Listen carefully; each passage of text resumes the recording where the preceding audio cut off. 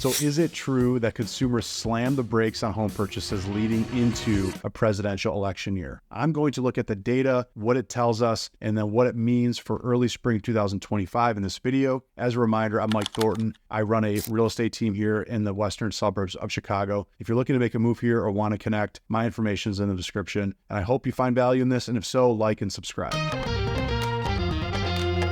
So let's jump right in. The one word to describe the real estate market in a presidential election year is uncertainty. And what uncertainty means is people don't make decisions. So what that also means is less transaction volume in the real estate market. NAR has done a study of past election years and what it means for transaction count. And it found that the average presidential election year transactions are down 15% compared to the same times non-election years. That's a considerable decrease in activity as consumers are really waiting to see how things play out. Zillow, Redfin, Trulia have also done studies, 2016 in particular, where home prices rose at a much smaller clip in the months leading into presidential election. Same was for 2020, meaning less bidding wars, less activity, people really sitting on the sidelines to see how things played out. But on the flip side, they also studied what happened after the election played out and once we had some clarity on who the president would be. And each of those studies found that the rebound was at least the same or greater than the slowdown leading into that election year. So we should see a bounce that's considerable leading out of this because we'll have clarity of who that person is, what their policies will likely be. No matter who wins, at least we're not sitting in limbo phase anymore, and we'll know what we'll need to know to then make better decisions moving forward. And so you will see a rebound. I think what's interesting leading into next year is it coincides with a clear pivot from the Fed on them raising rates or cutting rates. We're clearly on the end of them starting to want to cut rates. Now, how aggressive they'll be depends on how the inflation data continues to come in, as we're not quite at the target of 2% that we want to be. We're just under 3%. So whether the rates are, mortgage rates that is, are 5.5 or 6, they're not going to be 7.5 like they were last year. And so we should see a little bit more activity from that standpoint. The clarity on elections are going to matter. And so we're going to see a pretty nice rebound. And so what that means for home sellers is you're going to have probably more buyers in the pool looking at homes. And from a buyer perspective, on the flip side, you should see more sellers jumping into the market